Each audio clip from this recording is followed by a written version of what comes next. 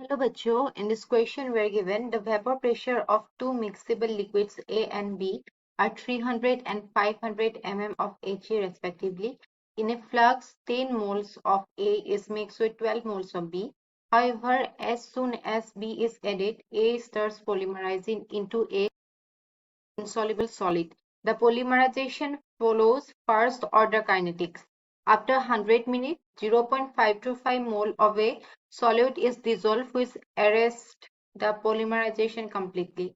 The final vapor pressure of the solution is 400 mm of Hg. Estimate the rate constant of the polymerization reaction. Assume negligible volume change on mixing and polymerization and ideal behavior for the final solution. तो यहाँ पे हमें जो की concept use करना है वो होगा वेपर प्रेशर का,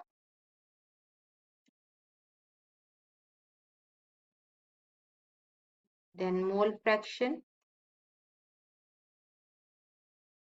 ओके, तो हम देखते हैं अभी। सो यहाँ पे जो पी टोटल होगा, जो हमारा पी टोटल होगा, it will be vapour pressure of A into X A, that is the mole fraction, into chi A plus vapour pressure of B into chi B.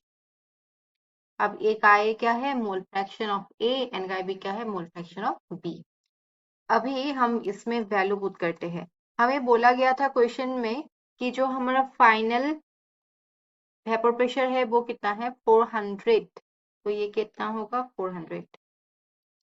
Vapour pressure of ए दिया गया है कितना? 300 into काई of A plus 500 into काई of B.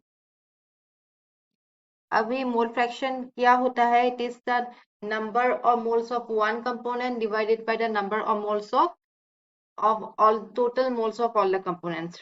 Okay, तो अभी 300 हमें यहाँ पे बोला गया था in a flux 10 moles of A is mixed with 12 moles of B.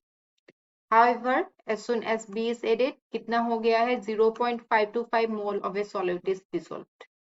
तो ये कितना होगा अभी? 10 minus x divided by 22.525 minus x.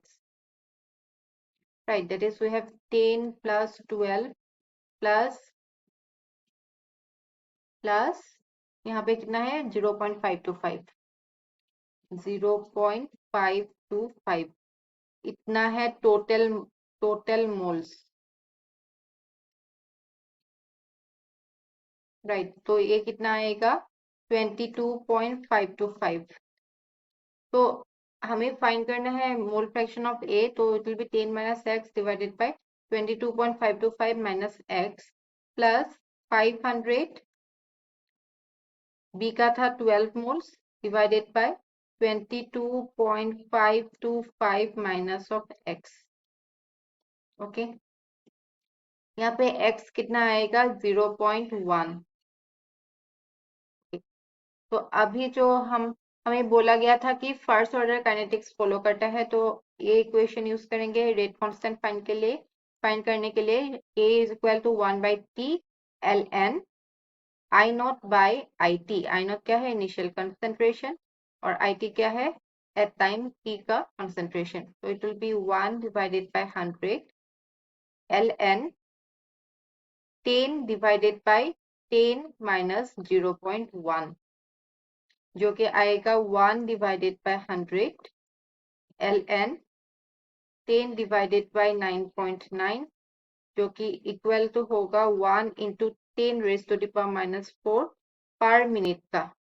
तो यहाँ पे जो हमारा रेट कांस्टेंट का वैल्यू आएगा वो कितना होगा? 1 into 10 raise to the power minus 4। I hope you understood. Thank you.